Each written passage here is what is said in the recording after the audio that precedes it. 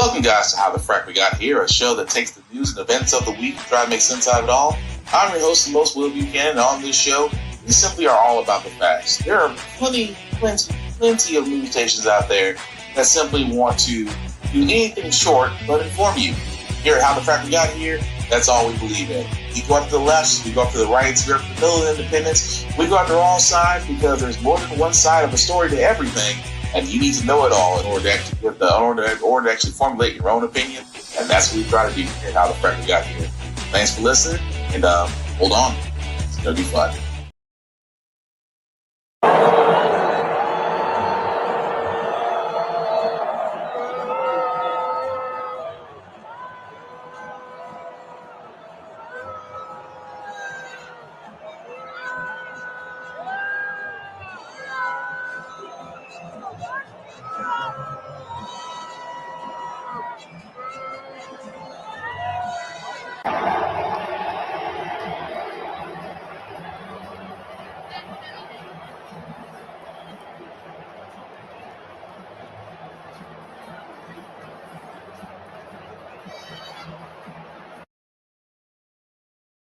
Oh, you gotta love that somehow, some way, Trump still gets booed wherever he goes. I want to congratulate quiet you. That being said, guys, welcome to How the Frack We Got Here. I'm your host, most Will Buchanan. How the Frack We Got Here. We do take the events of the week and try to make sense of it all. Before I do get started, guys, let you know that we do pride ourselves on being a news podcast, which means that we do only cite from sources with the most reputable, award-winning journalism and proper research. We do not do sensational news like Fox News, The Blaze, The Daily Beast, or extreme left or extreme right you get your views from. We simply do not do that. We present just the facts. At the same time, guys, we do try to watch our language, but let's be honest, tonight words might be flying on this one. And at the same time, guys, there may be things that might be shown that might be too intense for younger viewers. Besides that, viewer discretion is advised. And today's date, September 10th, 2025. And so we've seen a president, a dictator, a would-be dictator, get booed. But what happens when you get a guy that's beloved? Welcome to a very special guest, former President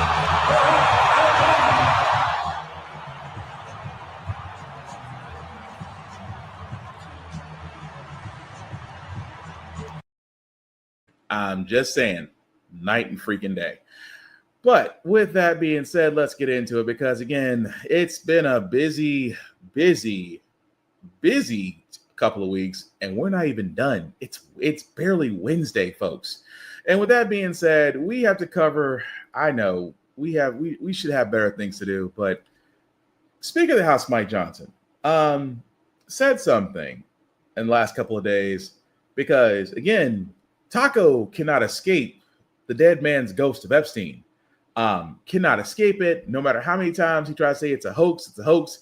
He's kind of like that guy that gets visited by 3 ghosts, except, he can't escape death at this point, and Epstein is pretty much the Grim Reaper.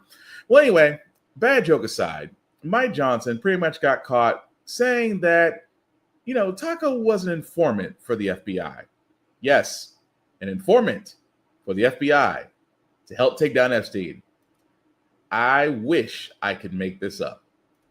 Most of whom are not comfortable coming forward. So what we have to make sure to do, I'm a lawyer. I understand our responsibility and I understand the nuances of this. The details matter in how you do this. You have to protect the innocent victims who do not want to come out and stand behind the microphones. And I think the women who spoke yesterday clearly understand that. They told me that themselves. In fact, I met with them privately before he went into oversight yesterday, and I explained the necessity of that. And every single one of them nodded and said, of course, yes, please do that. But Trump called it a hoax yesterday. What Trump is referring to is the hoax that the Democrats are using to try to attack him. He has never said or suggested or implied. I've talked to him about this many times. It comes He is across as horrified. calling the whole thing a hoax. It's been misrepresented. He's not saying that what Epstein did is a hoax. It's a terrible, unspeakable evil. He believes that himself. When he first heard the rumor, he kicked him out of Mar-a-Lago. He was an FBI informant to try to take this stuff down. The president knows and has great sympathy for the women who have suffered these unspeakable harms. It's detestable to him. He and I have spoken about this as recently as 24 hours ago. What he's talking about is the Democrats who are doing this with impure. Okay, I'm going to stop it right there. You know what? There are times I wish I had that sound effect with a record scratches and you hear the, yep, that's me. You're probably wondering how I got here. That's currently Speaker of the House Mike Johnson right now, who is insinuating that Taco was an FBI informant to help take down Epstein. So we're following the crazy train. Well, like most of us are trying to follow this crazy train more than in the Netflix documentary right now. So Taco, who's seen in multiple pictures with Epstein, who has now been told, and again, the world has known that in these Epstein files, his name has been mentioned more than once. At the same time, may or may not have given this guy a birthday invite, depending on whose signature you believe, because apparently every politician is now a forensics expert. Figure that one out. So the hoax that wasn't a hoax, that he didn't take a young girl from Mar-a-Lago, to which he was mad about, but he tried to mad about a property deal, which again was untrue, but said that the files don't exist, which they did. And now he's been an FBI informant this entire time to take down Epstein.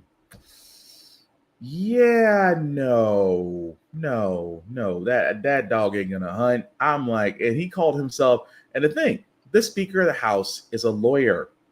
The Speaker of the House, although a POS, calls himself a lawyer, and he is, probably not the best one, but yet says that, oh, Taco's an informant. Taco is a lot of things, and an FBI informant he is not. But I just love how he tries to throw shade. Well, the Democrats are doing this. Democrats all the time in the world to sit there and go over the Epstein files when they had it.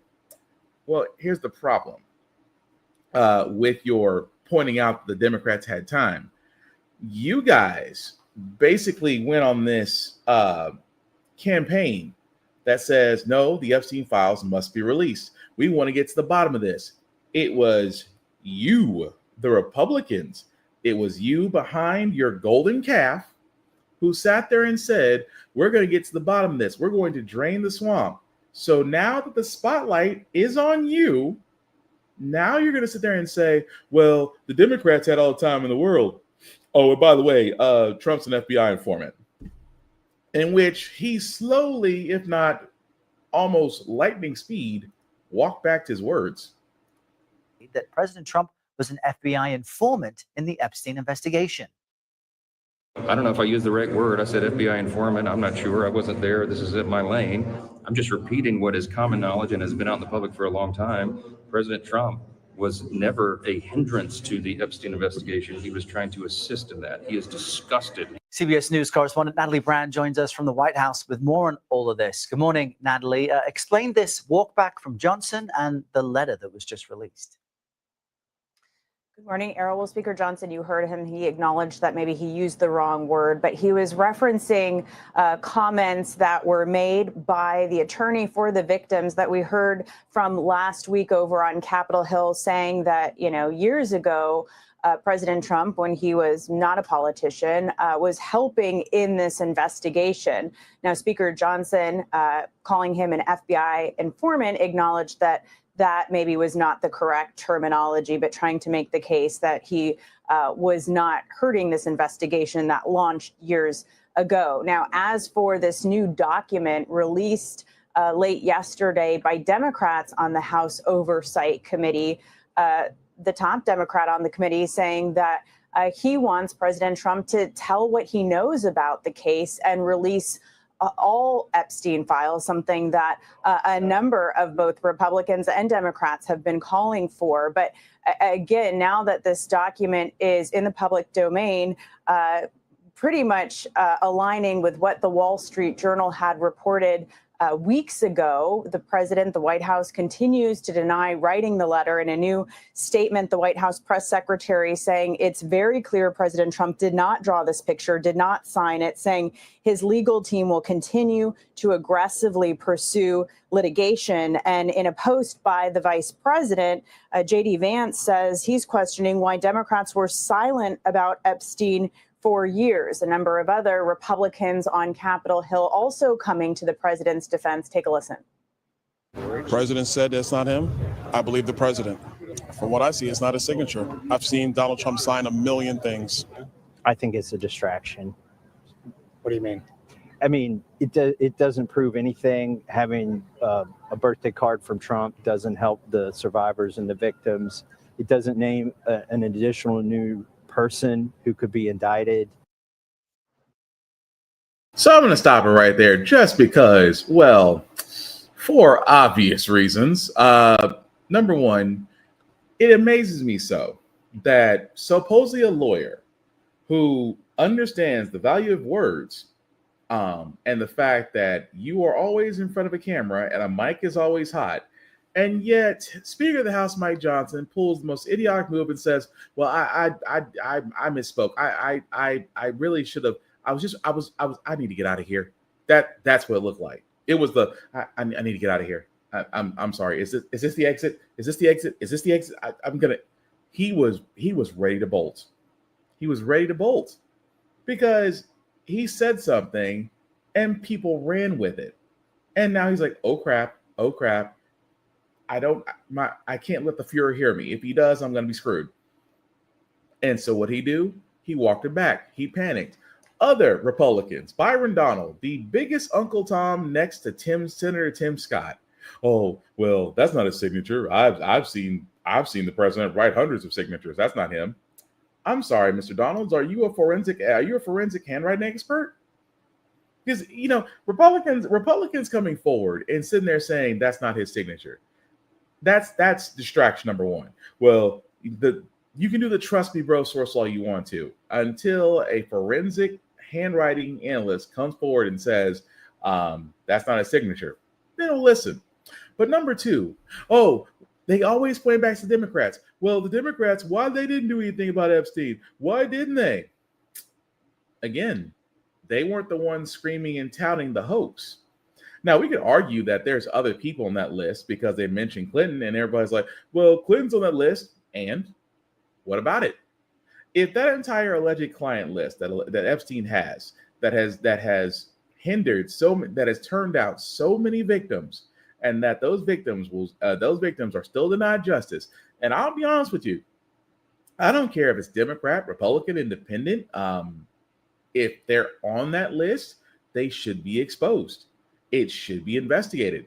Now, do I think that the current AG, that useless POS Pam Bondi, is going to do anything? No, she's not going to do anything, and she's not going to bark until Taco snaps his fingers and says, "Come here, girl." That's what he's going to do, because that's how he treats it. He treats the Department of Justice like his extension of his legal team. Reason being, because they'll go after anybody that he deems necessary. For example, former Reserve Governor Lisa Cook.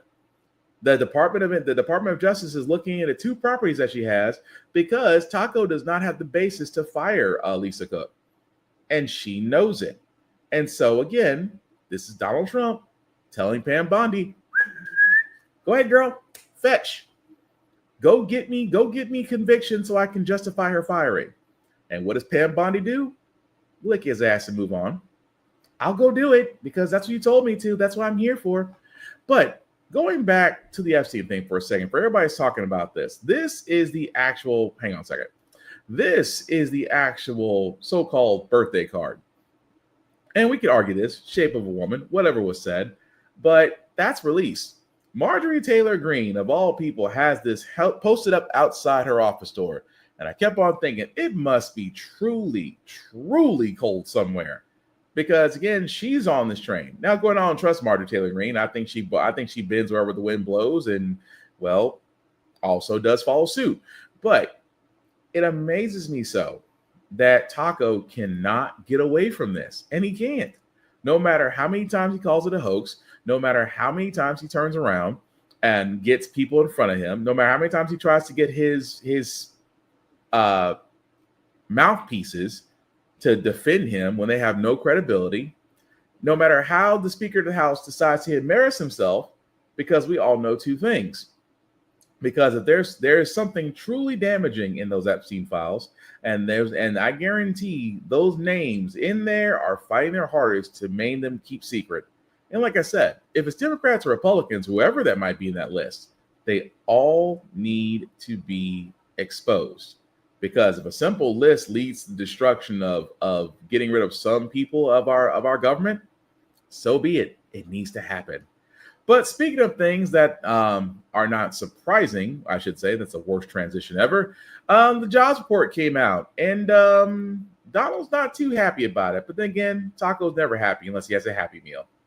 President Trump is dismissing the latest disappointing jobs numbers. They'll say you're losing jobs, and then they say, by the way, we have a correction a month later. It follows a weaker than expected jobs report. Employers only adding 22,000 new hires in August. And revised numbers show 13,000 jobs lost in June. The first time that's happened since the pandemic. Unemployment ticking up slightly to 4.3%. The White House acknowledges it's a setback. Inflation is low and economic growth is solid. The only part of the data that's disappointing is the jobs numbers. Just last night, the president hosting major tech executives who touted new investments in America. From Mark Zuckerberg at Meta. At least $600 billion through 28 in the U.S.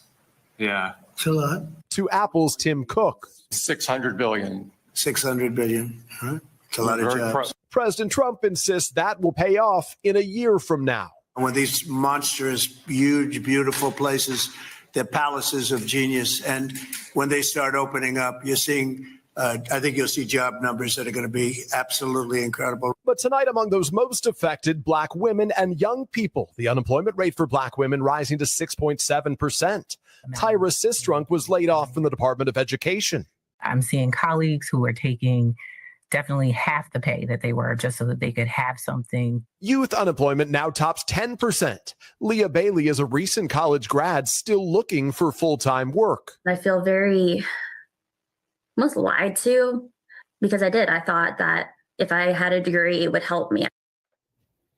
All right, Peter joins us now with Christine Romans as well. Peter, I'm going to start with you. This is the first job report that comes out after the president criticized how the state is calculated. Yeah, not just criticized, but fired the head of the Bureau of Labor Statistics, claiming without evidence that she was manipulating those numbers. The conservative ally that he has picked to replace her has not yet been confirmed. All right, Christine, the two big questions tonight. How is this going to affect interest rates going forward, and how do the stock markets react? Yeah, the president again calling for lower rates today. And frankly, the reality is the Federal Reserve is now more likely to cut interest rates when it next meets.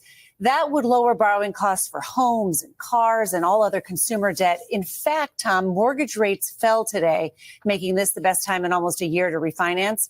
Still, stocks fell on worries that after several years of robust jobs growth, companies are now turning more cautious. We've had now 4 months in a row of less than 100,000 new jobs created. So what it comes down to, folks, is his tariff plan is full of shit. We said it. We've said it on the show. We're not the only ones that have said it. We sat there and said that if they move forward with this big, beautiful bill, those tariffs will kill jobs. They will not create them. They will kill them. Almost to the point to where it's almost back to pre-COVID levels, because the unemployment rate will eventually be back up to pre-COVID levels again. And at the same time, what I always hated about the U.S. economy is because they always look at the big tech companies. They look at the Fortune 500 companies. You look at Tim Cook, you look at Mark Zuckerberg and the robotic animatronic that he is, and they all say the same thing. Oh, well, we're investing 500 billion, 600 billion, 800 billion. That's not an example of how strong a market is. And I hate that, because they always try to say, well, look at these companies. They're investing 500, 800 billions of dollars. The market can't be doing that bad. I've always sat there and said, the economy, the strength of the economy is not when corporations do well. The strength of the economy is how the average American citizen is doing well. And again, with job market creation being at an all-time low, where the Federal Reserve may cut interest rates, because again, that's the Republican MO. The Republican modus operandi is, if we can't control it, we'll basically take the environment that it's in and kill it. We will take the environment that surrounds it and kill it and force it to do what we want it to do. For example, they've been wanting the Federal Reserve to cut interest rates now for going on 8 months. 8 months, 9 months. Taco has been wanting Powell of the Federal Reserve to finally cut interest rates.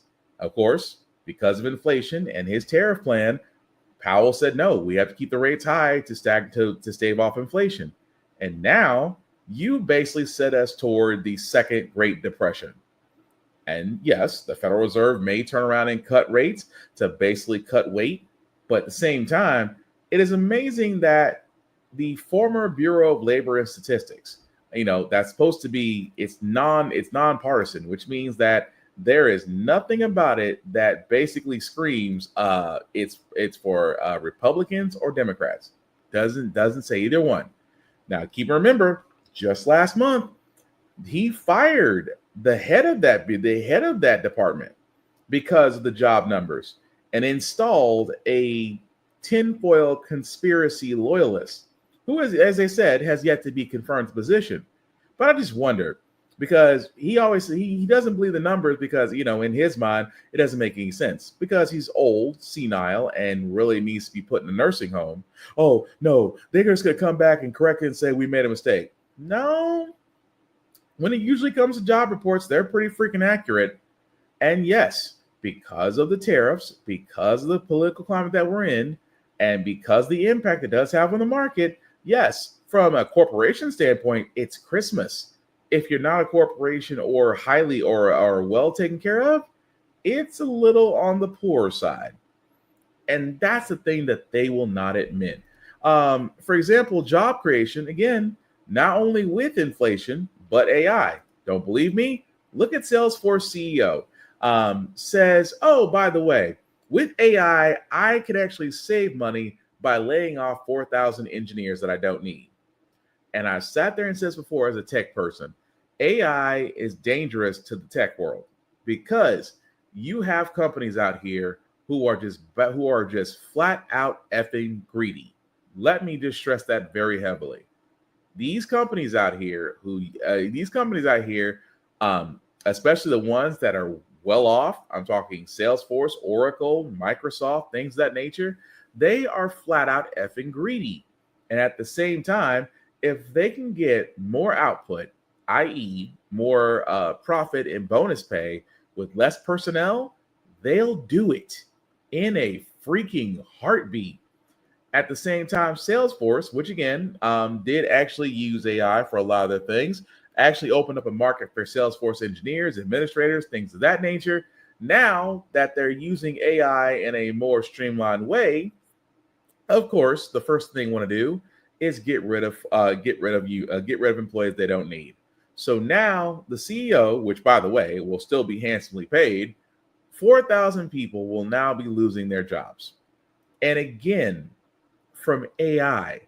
And that's just the tip of the iceberg. I mean, like I said, as far as the tech world right now, and again, I'm not just saying the tech world just because I know that for a fact, working in the tech world for 10 plus years, I am saying it's going to affect every other industry aspect.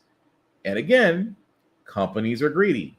And this is why I sit there and say it is going to be hard for Americans in the job market to pivot when you literally have AI taking the place of somebody, and a company will pay for a program before it pays for a person. And that alone should tell you something. But what also should tell you something, guys, is also what happened this week. Again, I hate to say this because this is basically a part of ICE and the new Gestapo, which is ICE and Department of Homeland, because, they're cracking down, going after illegal immigrants. And this time, you know what? I'm just going to go ahead and say it. They might have fucked up. Whole site. Tonight, growing fallout over the massive immigration raid at a Hyundai facility near Savannah, Georgia. South Korea's foreign minister responding to the raid, saying he was deeply concerned by the operation. South Korea ordering all-out efforts to respond to the arrest, including preparing to dispatch diplomats to the Georgia facility and to Washington. DHS officials saying they arrested 475 workers, mostly South Korean nationals, the largest single-site enforcement operation in Homeland Security history. We are sending a clear and unequivocal message that those who exploit our workforce, undermine our economy, and violate federal laws will be held accountable. President Trump backing the raid. Well, we want to get along with other countries, and we want to have a great, stable workforce. But we had a lot of illegal aliens working there. So, look, they're doing their job. And experts warning the raid could increase tensions between Seoul and Washington after South Korea pledged some $500 billion in U.S. investments. This is going to have an impact on U.S.-Korean economic relations. And the question is this a major setback, or is this something that both sides can work through professionally? Hyundai saying none of those detained were directly employed by the company and vowing to conduct its own investigation, adding it has zero tolerance for those who don't follow the law. And tech giant LG, which is based in South Korea and had 47 of its employees detained, announced it's suspending business trips to the U.S. Jose? Oh, it's going to get worse. It's going to get so much worse. And reason why I say, guys, it's going to get so much worse, because not only that Georgia plant where Hyundai literally and figuratively sat there, and you got to think ICE raided a facility and so-called arrested 475 what they call illegal immigrants. Now, for all of that don't understand the automotive industry, let me explain something to you. Most of the machines and things that are used in most of these car assembly production factories, not just Hyundai, not just Ford or Nissan or Chevrolet, or I'm sorry, GM. I can keep going down the list. All of those factories and machines, those machines came from overseas. And I mean, I'm just being completely honest. Every machine that you see in a car assembly plant is not American based. They're overseas. Remember, I've sit there and said on this podcast many times, America is not a producer, we're a consumer. And a long time ago, these car manufacturing companies were like, we can send our stuff overseas, bring the cars back over here, and make a wonderful profit because the labor costs overseas are quite low. This led to those very same companies, those foreign companies, coming over, investing in the U.S. for kickbacks, things of that nature. But they also brought the machines and the personnel. And Hyundai brought over those same engineers because they have to build the building. The engineers come over, oversee construction of the building, oversee construction of the machines. Once everything's set up and running, they train American workers. Those 400 plus they talked about were there to train the American workers to run the plant in Georgia, because that's what they do. Those companies will send over people that will come on work visas. They'll be here for a short time, train the American staff, go home, get paid. It's easy peasy. Work, except when you now have Kristi Noem, when you have Ice Barbie and the Gestapo, and they've been given their marching orders by the Nazi Stephen Miller, and it's just like, you guys may have bit off more than you can chew. And the reason why I say that, guys, is because now Hyundai is going, is this $500 billion investment worth it? Because the last part of the story is they're trying to get those people, they are really trying to get those people out, and they're trying to get them back home. And again, guys, $500 billion in investments. And of course, somebody decided to call in. Like, everybody's thinking, well, was this a planned raid? It wasn't, because it was a call in by someone who swore up and down illegal immigrants working at this facility. It was called in by a Karen. And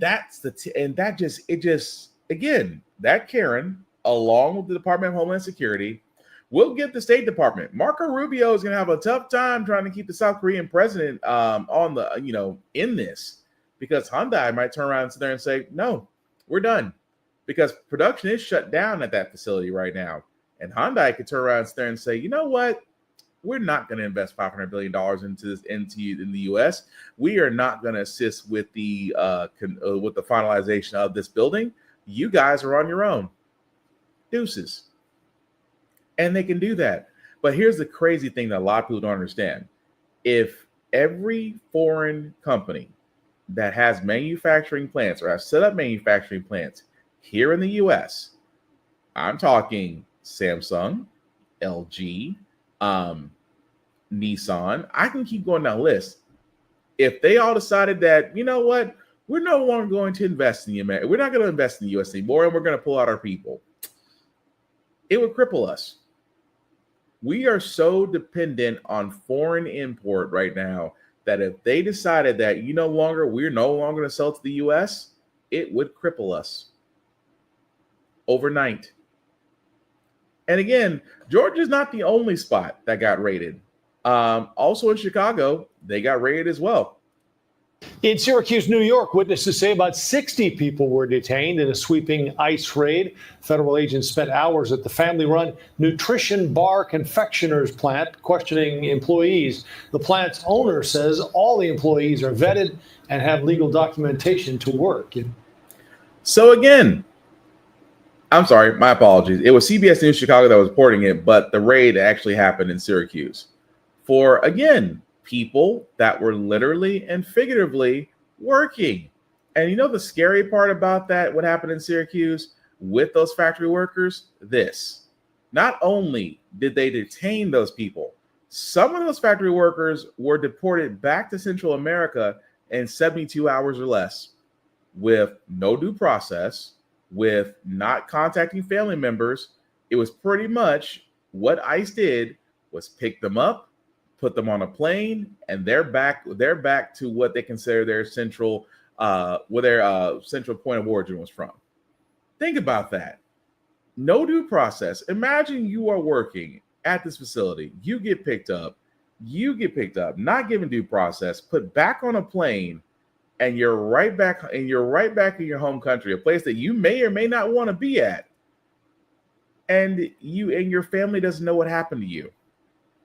It's scary for a lot of people because that's 70 people that was taken from there, and that's 70 people that were sent back, all because ICE wanted their freaking moment. They did.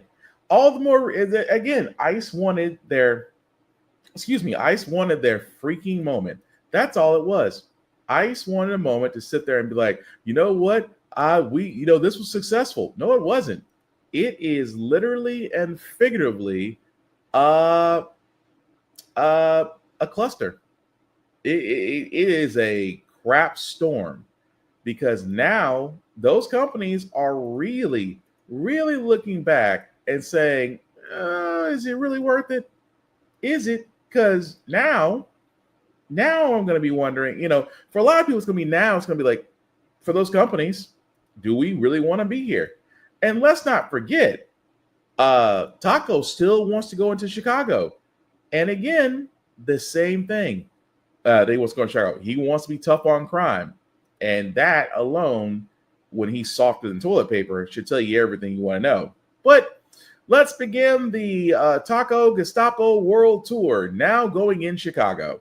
Show of federal force in a major city. We're bringing back law and order to our country. Launching what it calls Operation Midway Blitz in Chicago, with hundreds of Homeland Security officials, drawing both protests. We're afraid. Our neighbors are afraid. And support. We're burning through funds that our taxpayers would like to see go towards the resources we need, such as more police. It's part of a recent push by the president escalating the government's presence in major Democratic-run cities, including Los Angeles. And in a new legal victory, a conservative Supreme Court majority loosened restrictions on ICE operations there, allowing what's known as roving patrols to continue, at least for now. In her dissent, liberal Justice Sonia Sotomayor writing, "We should not have to live in a country where the government can seize anyone who looks Latino, speaks Spanish, and appears to work a low-wage job." The president's borders are insisting ICE agents are not targeting anyone based on race. It's a multitude of factors to establish reasonable suspicion. Yesterday, the president also touting his deployment of federal forces in Washington, D.C., but appearing to downplay domestic violence while blasting what he says are manipulated crime statistics. Things that take place in the home, they call crime. So I'm going to stop it right there for a second because, again, this is why I keep saying that whenever they want to, they try to spin it. Taco says, I want to be tough on crime. So that's why I went to Los Angeles and they almost ran you out. Well, that's why I took over DC. You took advantage of laws for DC that can't, because they can't function the same way a state can. Well, we also might be considering Baltimore or New Orleans or Chicago. You're trying to see it because, well, if we really think about it, you're going after Democratic strongholds. You're not going, because the crazy part is, you won't go to Memphis. You won't go to Louisville. You won't go to O-Town in Florida. You won't go to the quote unquote hostile places.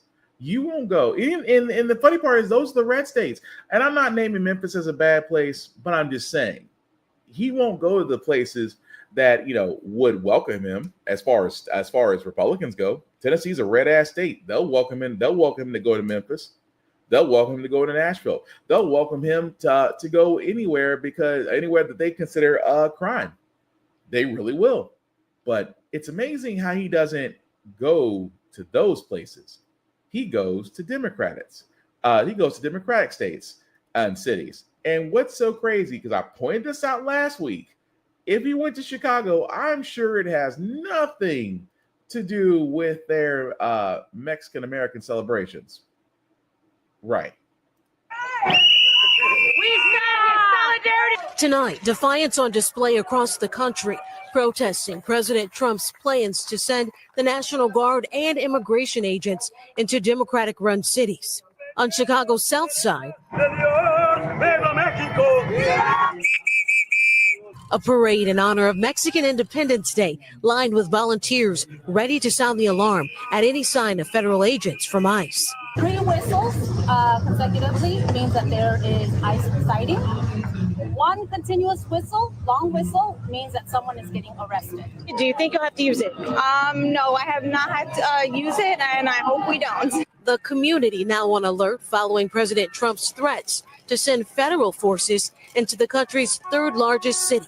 Chicago is a hellhole right now. We're going in. I didn't say when. We're going in. The president citing crime as his rationale, and today posting, quote, Chicago about to find out why it's called the Department of War. But data from the Chicago Police Department shows crime is down 15% over the past 2 years. Murder and robbery down more than 35%. Truthfully, I think he barks more than he bites. I think he likes making threats. I think he likes to put fear in people's hearts and minds.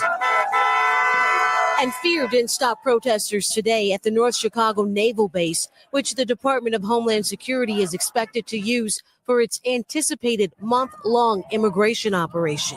I think it's really important to just speak up for those who are scared or in fear. We're not even in peace anymore. We're in fear of getting families ripped apart. Adrian joins us from a protest in Chicago underway right now. Adrian, what's the message from these demonstrators?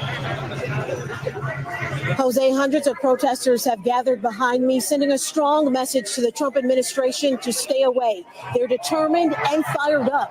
One woman saying this is her second protest this week. So, again, it's the fact that they're having Mexican independence celebrations during this month. You're not going to sit there and tell me Taco and the rest of the Gestapo are looking at this and not going opportunity, because that's exactly what the Frack are doing. Freaking-tunity. And at the same time, there's this, and again, this freaking myth, and I've said this before, this freaking myth that illegal immigrants vote, which they don't. Well, they get benefits. They don't, because they need a Social Security number to get benefits. Well, I'll tell you what illegal immigrants do. They do pay taxes. They pay taxes better than most Americans do. But they don't collect benefits. They don't get SNAP or things of that nature. They can't vote. So they have no influence on our elections whatsoever. But yet, you have this fear. And that's what Taco loves to do. As the guy pointed out, he loves to instill fear. He loves the idea of being a dictator, but he's actually just a man baby. He's basically a man child with baby hands who apparently gets bruised like an 80-year-old, which again tells you everything you want to know. But it's not surprising what they're trying to do. They are trying to go out these Democratic strongholds because they're worried about the midterms. Because Republicans are nervous.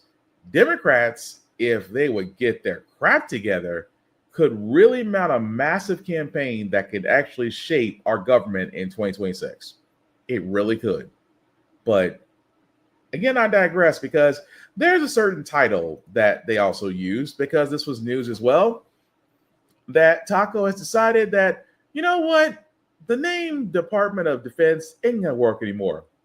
Let's go Call of Duty, Department of War. Yeah, that'll get my stupid base riled up all over again. And I wish I could make that up, but he actually did do an executive order to actually get the Department of Defense to literally be signed as the Department of War, which, by the way, at the time of this actual recording, needs an act of Congress to get that done. So again, it's like the Gulf of Mexico all over again. I think that's a big one, I'll be honest.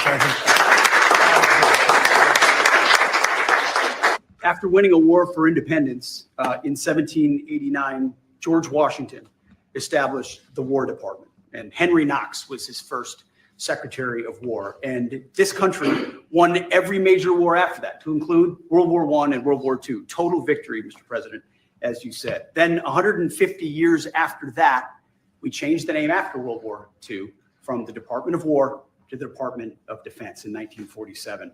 And as you pointed out, Mr. President, we haven't won a major war since, and that's not to disparage our warfighters, whether it's the Korean War, the Vietnam War, or our generation of Iraq and Afghanistan. That's to recognize that this name change is not just about renaming, it's about restoring.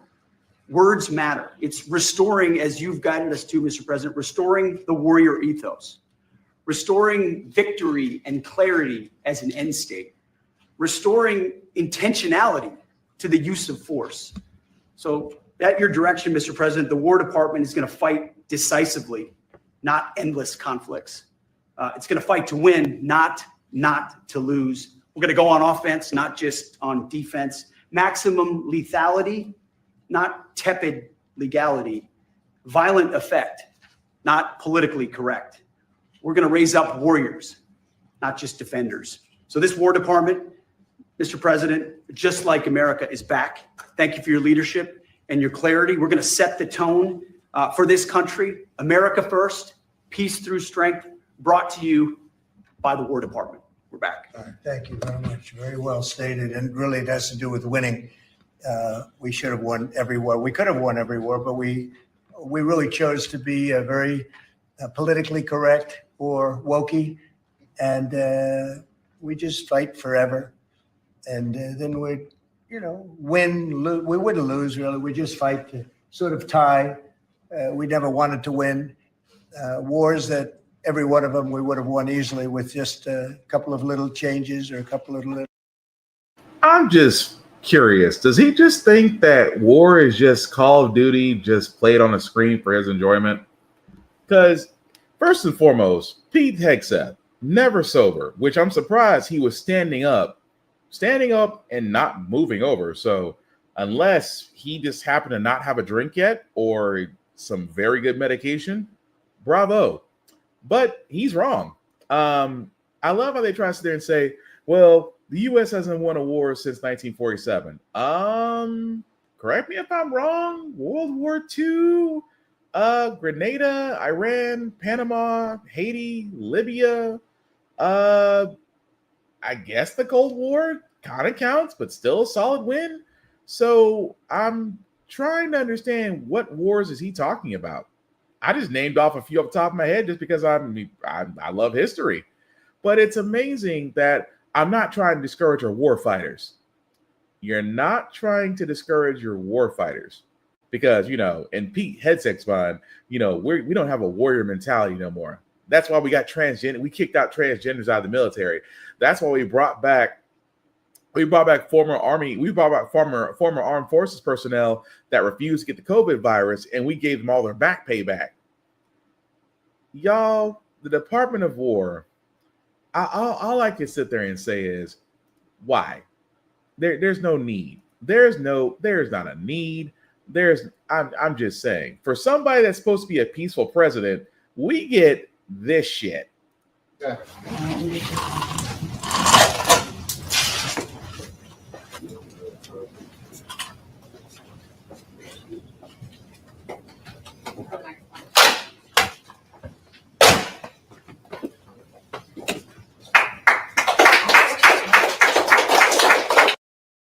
Why are we clapping for this? Seriously. Seriously, why are we clapping for this? That alone, because Pete Hegseth, who again, a sober, possibly a wife beater, allegedly, let's just be honest, allegedly may or may not have had some issues in his previous life, overblown Fox News correspondent, and now, unfortunately, Secretary of Defense. I refuse to call him a Secretary of War, only because the Department of Defense, Department of War has yet to be recognized or at least acknowledged to be co-signed by Congress. At the same time, what does that prove? Your army, your armed forces enlistment numbers are still down. You had to increase the age to actually have people come in if they wanted to. You have to have a workout camp for those that need to be in shape just to pass the Army the fitness test to get it. I mean, the Armed Forces fitness test just to get in. But now you want to call yourself the Department of War, like a DLC, like a Call of Duty DLC? Really? And at the same time, it just never ceases to amaze me that the Republican Party won't say what they need to say. We love war. We're racist. We're bigots. We don't like anybody that isn't under us or acknowledge our supremacy. Basically Nazis. But also not to get too far away from it with the Supreme Court, because the Supreme Court, well, did speak on a little bit on what that is, where they basically sat there and said, hey guys, racial profiling is okay. And you guys know my position on this show. Whenever it comes to law enforcement, I've sat there and said it. Law enforcement can't have any bad apples. Law enforcement cannot. And law enforcement has more than a few orchard trees that need to be pruned or taken out. But now, even though they start to say, well, this is only for ICE and immigration. No, it's not. Because again, the Supreme Court decision was 6-3, which means that you had 3 liberal and progressive judges that were against it and 6 conservative judges that were all for it. And we all know, as I've said on here many times, the dangers of a conservative-leaning Supreme Court. I have sat there and said it multiple times. And Taco uses the Supreme Court as his own personal judge pool. Because what happens every time? What happens every time Taco doesn't get his way? We'll take it to the Supreme Court. And what happens? It goes to the Supreme Court. It fast tracks to the Supreme Court. I have seen cases that take years, maybe a decade, to get to the Supreme Court. Taco's cases get there in less than a pizza delivery. And again, you have 6 conservative judges. And again, the only reason why I say, and the reason why I always say them, they Judge Anthony Scalia, Brett Kavanaugh, Amy Coney Barrett. I never can forget Uncle Tom, but he's there. I call him, he's the original Uncle Tom.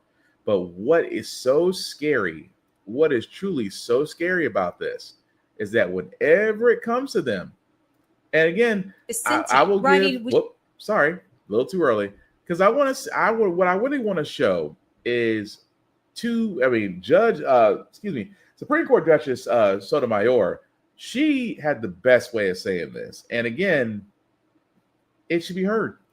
It's never been about people who have anything on the records. It's been about who they don't want to see in this country. Justice Sonia Sotomayor dissenting, writing, we should not have to live in a country where the government can seize anyone who looks Latino, speaks Spanish, and appears to work a low-wage job. But Justice Brett Kavanaugh saying such factors taken together can constitute at least reasonable suspicion of a legal presence in the United States. I'm sorry, illegal immigrants tend to be day laborers. They tend to congregate at Home Depot. That's not something in our control. Those are just the facts. And we are allowed to use those facts to form reasonable suspicion. It comes as Homeland Security.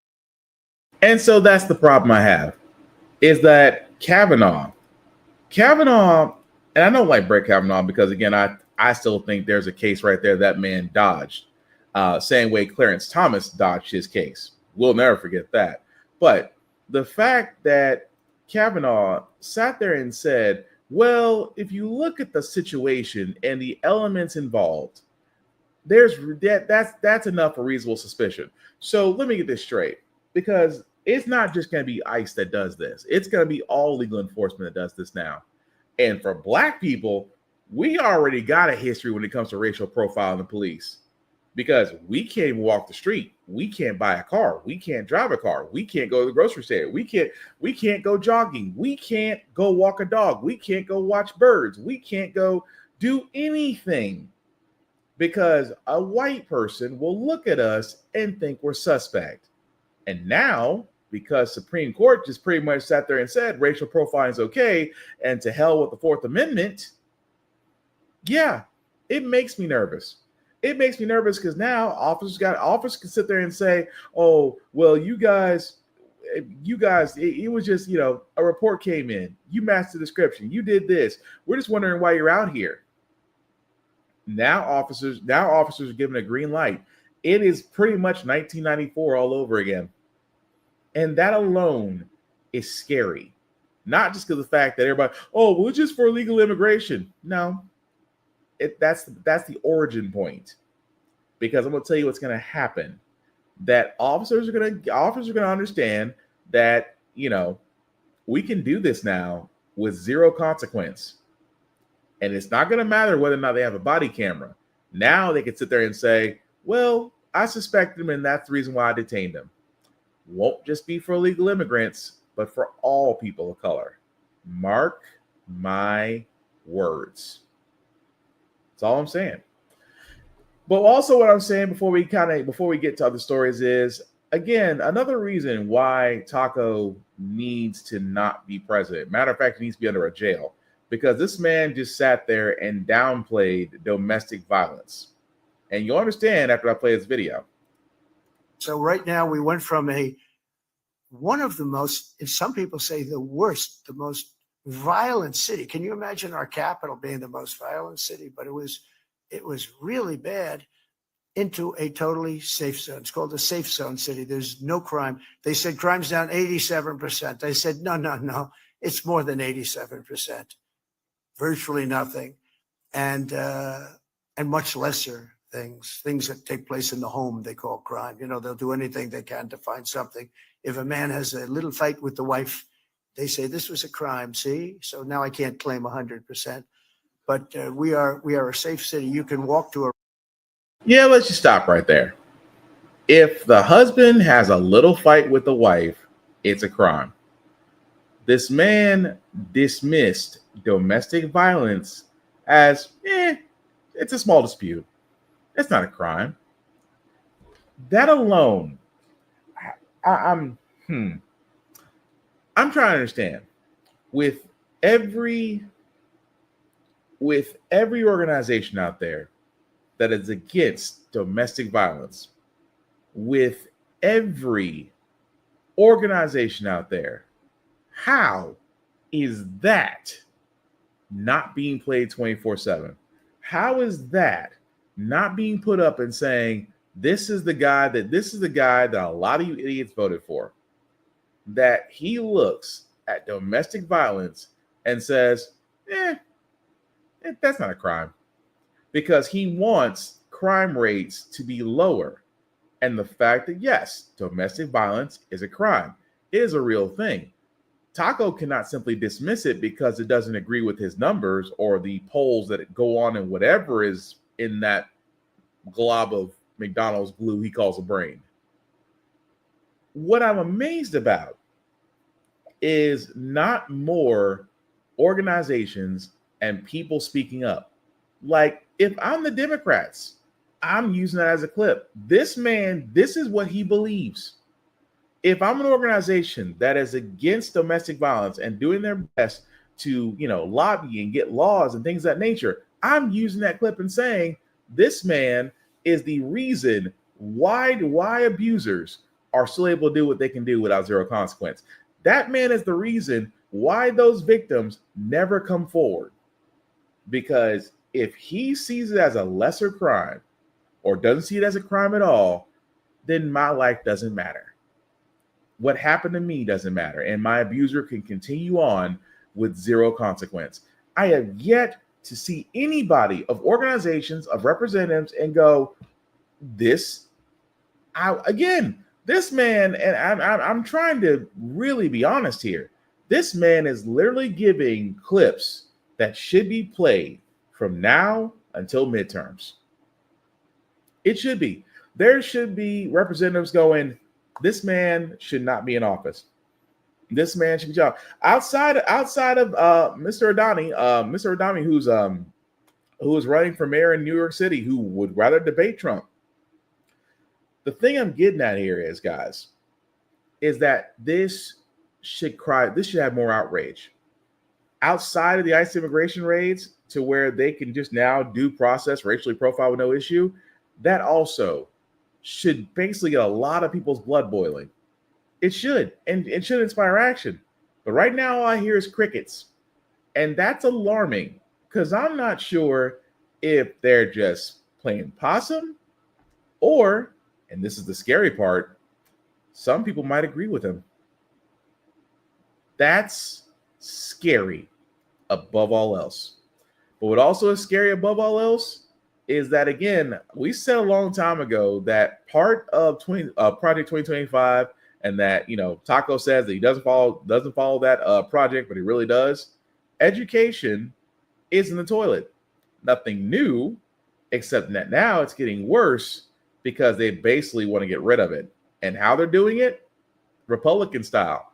If you cannot get rid of something, kill the environment around it, and it gets worse. Now to the new nation's report card. There are some startling numbers. It was released overnight. Our Elizabeth Schulze is here with what parents need to know, especially when it comes to struggling high school seniors. Good morning, Elizabeth. Good morning, Michael. And this is the first time we are getting a look at test scores for high school seniors since 2019, before the pandemic. And the results are sobering here. The nation's report card for 12th graders across the U.S., this was released overnight by the Education Department, shows reading and math scores dropped to historic lows. Almost half of seniors are now testing below basic levels in math and reading, and only about 1/3 of them were considered academically prepared for college. Education Secretary Linda McMahon called these results devastating. Of course, under her leadership, the department staff has been slashed nearly in half, including the researchers who put this report together. McMahon argues that education should return to the states.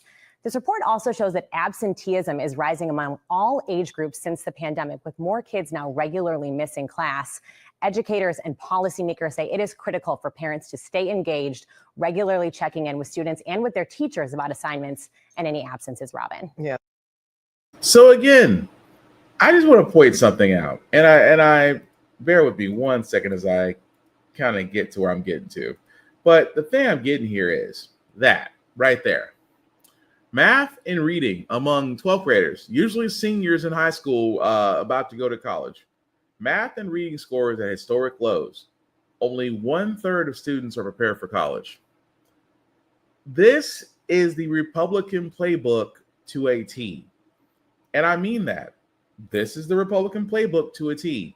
And remember what I said? Remember we sat there and said it was just 3 or 4 months ago that Taco wanted to get rid of the Department of Education. He wanted to get rid of it, and he wanted the education to go back to states. And I sat there and said on this podcast, for Democratically run states, probably not so bad.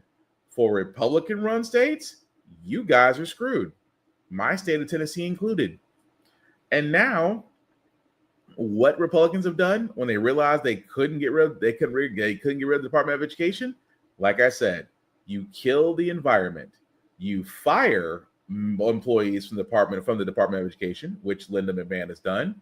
You starve education by cutting its funding in half, which means that states have to also cut their funding, which means schools have to cut their funding. Less teachers get hired, programs get cut. Things like trades or 4-H or auto or metal or wood shop, they get taken out. And again, you have states trying to scramble to even give kids a proper education. But like I said, when you take away the things that education systems need to run on, when you take away those elements and you're still forcing forcing, mind you, you are still forcing those educators, those teachers to somehow figure it out. Yeah, things are going to fall through the cracks. On top of that, the Gestapo ICE is always trying to find kids, pick up kids. So what does that happen? You have absenteeism from kids that are worried about that they might get picked up and may never see their parents again. All because you have the Gestapo again trying to basically trying to fulfill a Stephen Miller quota. So all of that together is a perfect storm. Outside of education not getting a blank check like the Department of Homeland Security does, not like the Department of Defense does, because they both get blank checks, even though the Department of Homeland Security has blown through their budget now going on 3 times. It just goes to show you that, hey, if we above all else cannot get what we want, we'll go another way. And how do we go another way? We'll kill the environment that education thrives on, and eventually it'll die. And that's what's going on with it right freaking now. So even though Plan A didn't work, Republicans are going with Plan B. And as you can see, our next generation may be in trouble because of it. But speaking of also things that we need to be in trouble about, because Taco wants to cut mental health programs. Now, we talked about this because it's in the big, beautiful bill, which, again, is a job killer because of tariffs, things of that nature. It also cuts SNAP benefits, food benefits for Americans. It also cuts mental health programs. Now, you're probably wondering, why am I talking about mental health programs? Well, this guy, I know, not the face you want to see, that, I always say it best. Every time I look at RFK, he is not the picture of health. For a guy that gets brain leeches, for a guy that sounds like he needs to do one good cough and clears out his throat, for a guy that picks up bear carcasses for no reason. Again, with this man, says some crazy stuff. Like, he also sat there and said during a Fox News, because, Republicans love going to Fox News. He goes to Fox News and sit there and says, well, antidepressants and psychiatric medications might be the reason why we have violence. Think about what that for a second. This man, who is an anti-vaxxer, who believes that we don't need so many shots and boosters at a young age, at a young infantile age. This is the same man who sat there and said vitamin A can help fight certain infections like measles, which, again, all physicians have sat there and said, no, please don't. We don't want you poisoning your child. Now, again, said in an interview that antidepressants and psychiatric medications might contribute to violence. And then comes back and says, because he did get grilled in front of a committee, I did not blame violence on antidepressants. But yet also turns around and sat there and says, well, we're going to deliver a report that says that Tylenol used during pregnancy may cause autism. What happens? The company that owns Tylenol, their stock drops. And I've always said that what's so crazy about this, RFK is not a physician. He's not a licensed physician, nutritionist. He is not a doctor. He's pretty much a nut. I mean, tinfoil, swims in creeks, nut. And now, because Health and Human Services are trying to sit there and say that Tylenol use during pregnancy links to autism, let me be very clear. There is nothing out there definitive in the medical research world that can link autism to anything. Vaccines don't cause autism. That has been researched and found verified.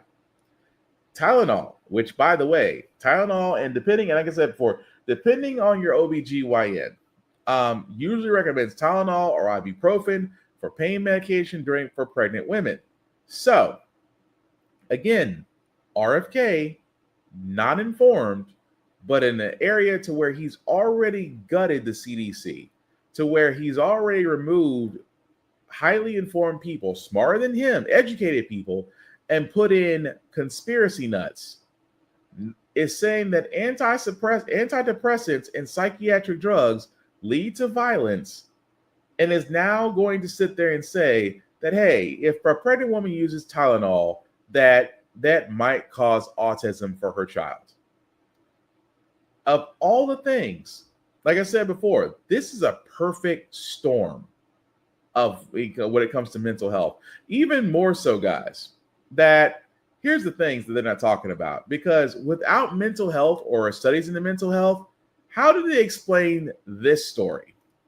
This morning, police in Washington state say this is the arsenal of weapons found in the home of a 13-year-old boy they believe was planning a school massacre. Every detective, every SWAT member that went into that home, 100% will say that we stopped a major mass shooting from happening. The suspect appearing in court Monday, pleading not guilty to multiple felonies. In charging documents, prosecutors say the teen had written threats on social media, sharing photographs holding semi-automatic rifles. He had everything packed and ready to go, and it likely was just a matter of time before he decided to cause havoc in our community. Authorities say they found 23 weapons in the home, many of which were unsecured. And there were several handguns and homemade long guns that had been made using 3D printed parts known as ghost guns, a growing concern for law enforcement. It's concerning to know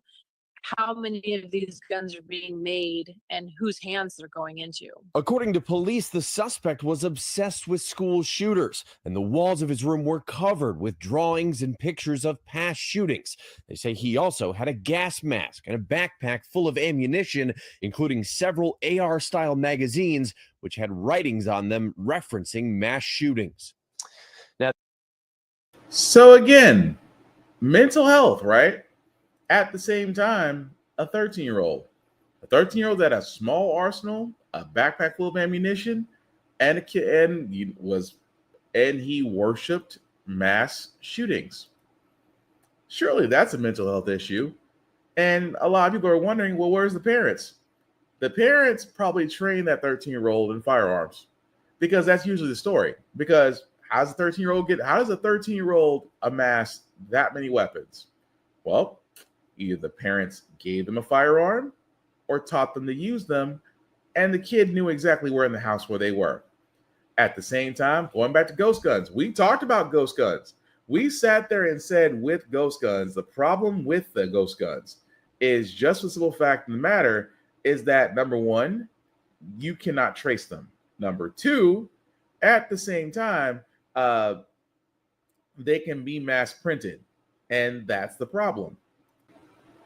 So it's amazing that, again, a 13-year-old whose parents are probably going to be put on trial, as they should.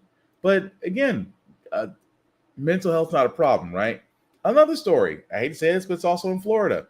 A 9-year-old bringing a loaded .38 revolver onto a school bus because the relative in the home to which the gun belongs to, the kid knew exactly where it was and took it while the relative was asleep and took it on the bus. Thankfully, he says he wasn't going to. The 9-year-old said he wasn't going to use it as he showed his friends, but alarms were put off, and again, the boy was detained and the gun was confiscated.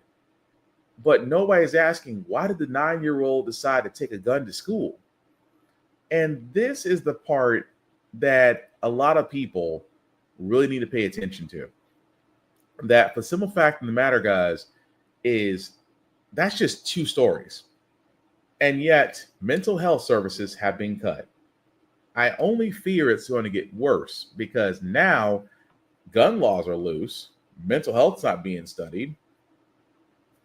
I'm just saying it's a perfect storm for those who have stock in gun companies, and then also firearm companies themselves.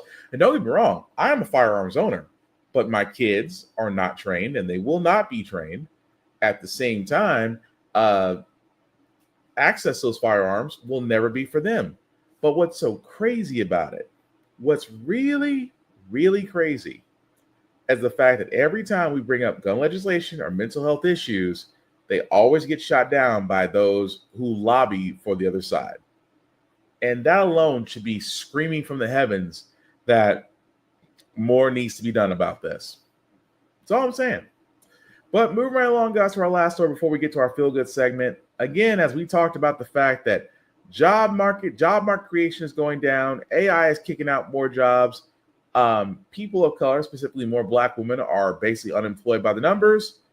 At the same time, homeownership still seems to be really out of reach. Of the American dream, but the road to home ownership among some Black Americans can be a bumpy one. A new report by the Financial Times finds Black Americans are almost twice as likely to be turned away for financing than their white counterpart with the same income. LendingTree has also looked at the numbers, finding nationwide Black applicants are 1.7% more likely to be denied a mortgage than home buyers of all races. Limited generational wealth, income disparities, and discriminatory practices are just some of the challenges that keep the Black homeownership rate lower than other racial groups. So for more on this, let's bring in John Hope Bryant, founder, chair, and CEO of Operation Hope, founder, chair, and CEO, Bryant Group Enterprises, and best-selling author of Financial Literacy for All. John, thank you for being with us. Always loved having you on. When you hear these statistics, what do you think the real issue is with the system reviewing Black applicants and applicants overall? Well, good to be with you, Janae. Well, the real problem is that you don't have an Operation Hope solution across the country yet. That would solve the problem in total right now, because we're raising credit scores, lowering debt, increasing savings, making people more approvable. So that's the now answer. The historic answer is the data is right. That you've got a hangover here. You've got a hangover that's 100 years old, really 175 years old, that is tied to a history of discrimination in the country. By when banks were owned by and financial institutions were owned by private families, and a lot of the stuff was done. The government discriminated, FHA, in the early 20th century. So none of that's sort of a surprise. Then you have the fact that basically the formula was created by those who were using the formula, which was mostly back then white Americans. So it wasn't racism per se. It was really, I'm designing something, using something for myself. And then the worst part is that Blacks never got the memo. There was a Freedmen's Bank, 1865, as you know, created by Abraham Lincoln, teach free slaves about money, financial literacy. He was unfortunately assassinated a month later. The bank drifted and was allowed to fail. And we never got the memo on financial literacy. Today, so one thing the data is not showing, Janae, is the credit score data. We'll get into that hopefully in our next back and forth. But that's the key. That plus precise ratio. So if you bring in other things like rent statements and utility bills, you get a better picture of the current applicant pool, because in a lot of these communities you don't have prime credit providers. That's where I grew up. So you have secondary, you have used car dealerships, you don't have big banks and corporations. And so you're getting bad data, you're not getting good data.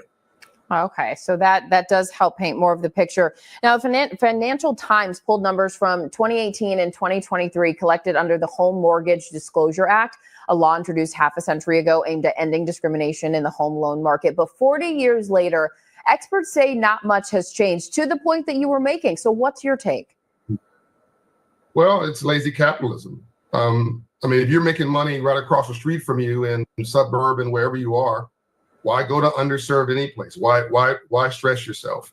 The problem is that the country is becoming, the problem for lazy capitalism is that the country is becoming more and more diverse. Right? My rich friends need my poor friends to do better, if only to stay rich.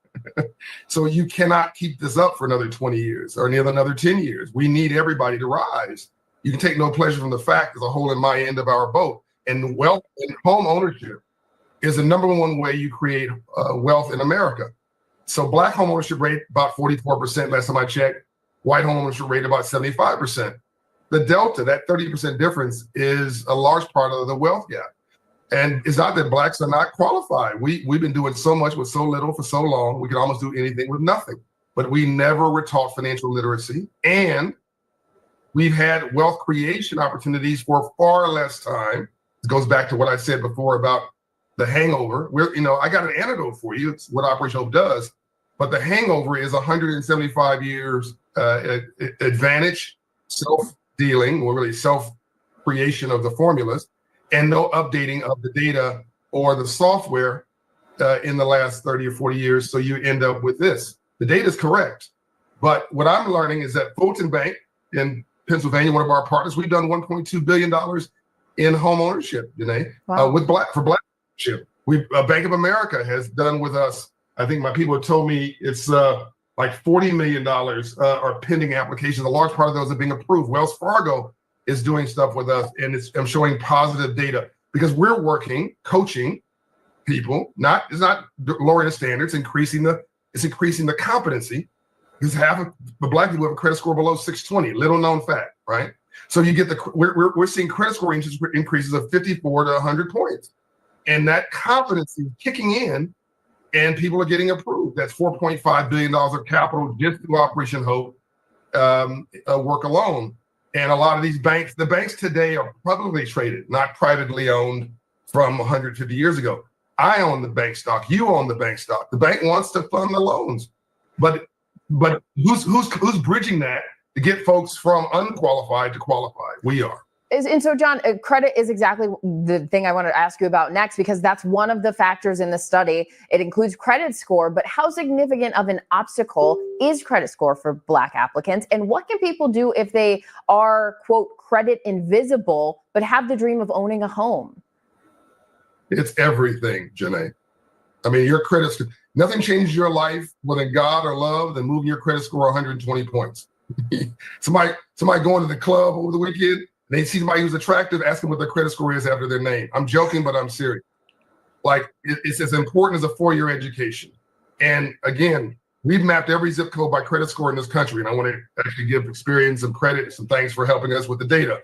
But it's a Hope index. You can go on my website and put in your zip code. I'll tell you your credit score. We found a 200 point difference, 15 minutes apart, Janae. Oh my gosh. Yes.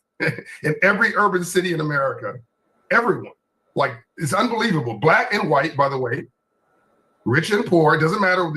What we found is if you live in Chicago, okay, you got Lincoln Heights. I think it's called Lincoln Heights. It's 750, something like that, credit score. You go to Garfield Park, 15 minutes away from that, and it's 500 and some, 580, 600. Wow. Atlanta, same thing. LA, same thing. Doesn't matter where it is, right? Seattle, same thing. So you lived at 61 years of age in a 500 credit score neighborhood, 550. You lived at 81 years of age, 15 minutes apart, in a 700 credit score neighborhood. 20-year difference. A 50-point pop in your credit score will increase your lifespan 5 years. And every other thing follows, right? Including ability to access prime credit.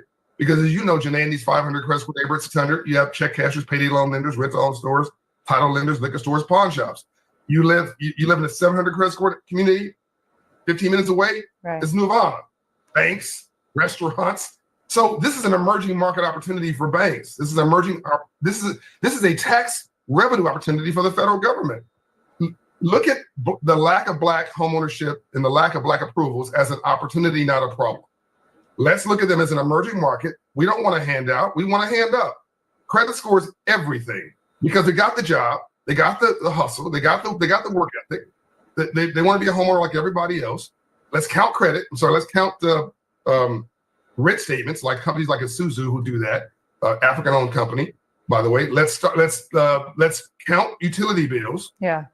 And John, we're out of time, but real quick, the first thing someone can do if they're looking to improve their credit score. Consumer debt, the biggest pop. And again, this goes back to historic challenges. If you have been building wealth for a short period of time, you have more consumer debt and less stock wealth, less ownership wealth. But that is going to count against you the most. Get that under control. Get that down to 30%. You see your credit score pop. So getting that consumer debt down. John. So what kills me about this, and I'm not knocking the man because he does have a lot, John Hope Bryant does have a lot of great information. But the one thing that he didn't say that I wish he said was that the game is rigged. The game is rigged toward people of color and home ownership. because we could talk about credit all day, but credit scores didn't exist until the late 80s. At the same time, banks are greedy. Banks are greedy. They do not want to give mortgages out without you paying an assload of down payment money at first. And yes, there are programs that can actually help you get into starter homes and things of that nature, but those programs depend on, again, government funding, which Taco has already begun to gut grants. So the one thing I wish Mr. Bryant would have said out of all of that is that the game is rigged and that things need to change. Because credit at this point, credit is already hard enough to keep up with. If you have a great credit score, cool, you made it. If you have a lot of debt, you might find it hard to get out from under, because there are some debt that is out there that is designed to keep you in debt. Student loans being one of them. Student loan debt is predatory lending, and they basically keep you under debt in order to make sure that you're continually paying. Say what you want. These private banks and Sallie Mae and these other companies that offer student loans, trust me, their money is not doling out $30,000 or $40,000 out to 18 and 19-year-olds that may not have a fully understanding of it. It's on the back end, because that money you lend out plus interest, and interest still accrues. Even if you are not in school, that interest still accrues. And that's the devil in the details, because no matter how much you pay, it goes all to the interest, not to the principal. At the same time, medical debt. At one point, Biden and Congress did actually get to the point where medical debt would no longer be considered a part of your credit report. Taco and companies reversed that. Why? Medical debt is similar to student debt. It's designed to keep you paying. It's not designed to help you pay it off. So again, fellas, I'm sorry, everybody. I'm going to say just fellas. Used to that. But I wish Mr. Bryant would have sat there and said, the goalposts will continually move. And that, yes, having good credit is a great idea. Having consumer debt down is a great idea. But for all these people that have the money to where they can do whatever they want, the Mr. Bryants, the Tabitha Browns, which I won't get into that story, but I just thought it was interesting that a person that's still getting paid by Target is telling some entrepreneurs that they need to get a job because they're not doing well. Yeah, but I digress. I just wish he would have actually talked more about the fact that why isn't more programs geared to people of color becoming homeowners? And the reason why he won't say it is because the reason we all know. Homeowners are not as profitable as renters with debt. Just being honest. Moving right along, guys, we're going to go into our feel-good segment, because usually how the fact we got here, we do cover a lot of things that are doom and gloom, make you lose your faith in humanity. But hey, it's Wednesday. Tomorrow's Thursday. We will leave you guys out some positive vibes, good vibrations. And this was a story that actually started off pretty crappy, but actually ended with a perfect ending. And also another reason why you should be kind to freaking kids at a baseball game. Just saying. Hey,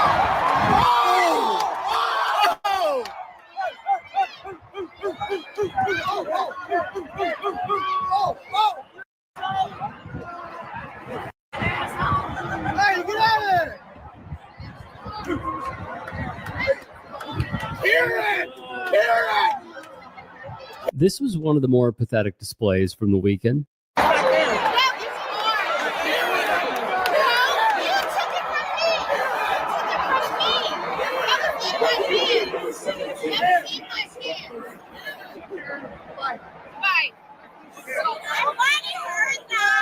She would demand to get the home run ball, and, well, she succeeded. One user, I kid you not, even zoomed in and slowed down the video to show her allegation. She would yell, which was, "It was in my hand." May have been deceptive after all this. Here's the evidence. Take with that what you will, of course. Thankfully. So we brought you a cool little goodie bag. Happy birthday. Whatever, you don't have to give it to you. I'm so sorry. You okay? All right. Happy birthday. Is it not your birthday yet? Couple days. Oh, okay. Harrison Bader stepped up. Here he was gifting the young fan a signed baseball bat, which, let's be real, is super cool of the Phillies outfielder. Lincoln. All right. Sorry you didn't get a ball, but I'm just kind of back where you said, all right?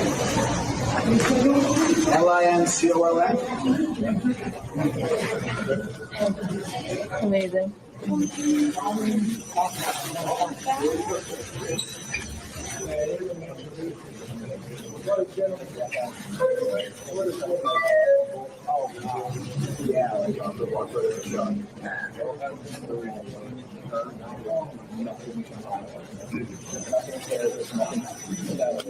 Amazing. And yeah, it is amazing because I'll say it like this. First and foremost, that Karen who has been identified and now is trying to apologize, saying, I should never took it, but really not apologize. But anyway, I'm glad that karma worked out for the kid because, catching a baseball game is pretty cool. That kid got swag and got a signed baseball bat from one of MLB's top stars right now from the Phillies. So again, say what you want. Karma does pay out in the end, especially for some folks. But happy that kid actually got wound up with a good ending. With that being said, guys, that's going to do it for this podcast. Thank you all for watching, for liking, for letting people know this is live. I certainly appreciate it from the bottom of my heart. I cannot thank you enough. At the same time, guys, we always ask that you like, share, subscribe, hit every notification because, like I said, we cannot do any of this without you. We're thankful for everybody that lets people know about it, walks up to me on the street. Because I've had a few people walk up to me and say, hey, I know you. I watch your show. I certainly appreciate that. But shameless plugging before we do get out of here, guys. Shout out to APR TV. Why? Because shows like How the Frack can be seen on there. Definitely check them out on the Roku channel or Amazon Fire TV app at APR TV, which can always be seen on all smart devices. Definitely check them out. Also, blurrstation.com.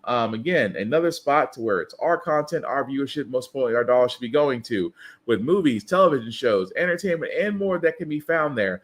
Definitely check out blurrstation.com. It is $10.99 a month to stream Blur Station, and Blur Station can be streamed on all smart devices. Also, runforoffice.org. I keep telling you guys, there are multiple sites out there for those that feel the need to serve, whether locally or nationally. You can do so by going to runforoffice.org, typing in your address. It'll take you through the process, what you need to actually get your name on the ballot and hopefully run and win. Because I've said this all the time, guys, we need to have more people in place. Not the Moms for Liberty, not the new Tea Party, not the crazies. We need to have people in there that's going to do real change. And trust me, come next year in midterms, we are definitely going to need them. Also, check out my other show, the Get Bit Podcast, on YouTube as well at the Get Bit Podcast. We usually do shows every Friday at 8:30 Central Time. So definitely check us out there as well as YouTube. As you can see right there, we are definitely 203 episodes in. But yeah, give us a like and share there as well. As for myself, guys, for this show, How the Frack We Got Here all together can be found on YouTube, Facebook, TikTok, and Instagram. Like, share, and follow every one of our socials. As far as myself, Black_Spartan615, you can also find me there as well. And feel free to like. I usually talk with everybody. Just don't make it weird on start blocking people. At the same time, guys, don't doom scroll. Protect your peace. Find something that makes you laugh or smile. Get outside and enjoy the world because it's actually starting to get fall time, and I cannot wait for the sun to die down in its heat. And above all else, check on your friends, whether it's a call or a text. But pretty much don't worry about what's going on because if you stick to doom scrolling, you're going to be stuck, and then you're going to, need to get up or help because your body's going to be going to sleep. I know. Not much in the joke department tonight. I apologize. But again, protect your peace, find your happiness, and enlight others. That's all I'm saying. Outside that, guys, I'm going to keep saying it. The midterms, we're in 2025. Midterms are in 2026. Republicans are nervous, and they're trying to move the goalposts.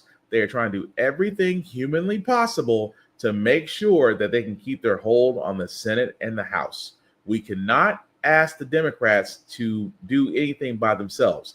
They're going to need to get their own crap together, but we as citizens can mobilize, we can organize, we can strategize. We can help others to be ready to vote. We can help others that may need more encouragement as they're running for office, we can do a lot more because trust me, I don't think we'll be able to survive another 2 years under Taco's presidency if the Senate and the House are both under his rule. He already has the AG. He already has SCOTUS. I'm just saying, unless something changes next year, it's only going to get worse. But it can get better if we all pitch in. That's all I'm saying. The last thing I'll say about the Frack we got here, guys, is all about staying informed. We are not trying to reinvent the wheel. We are simply giving you all the information allowed to make up your own mind. We do also provide a logical perspective that goes along with it. We do better as society once we're informed. We're progressive. We move forward. We try to right the wrongs of our past by making decisions now that we should have done back then, like electing our first Black woman to the Supreme Court, electing our first Black woman to the Federal Board of Governors, electing our first Black woman to one day be called Madam President. All great things. When we don't learn from history, we are doomed to repeat it. That's what we keep asking ourselves. Why does everything go up at our paycheck? Why are we electing different politicians but still getting the same old game in Congress? And most importantly, how the frack we got here? Thank you all for watching, guys. Please take care of yourselves and each other, and I promise we'll all get through this. Have a good night, guys. And remember, we're still here. We can make a difference. Peace.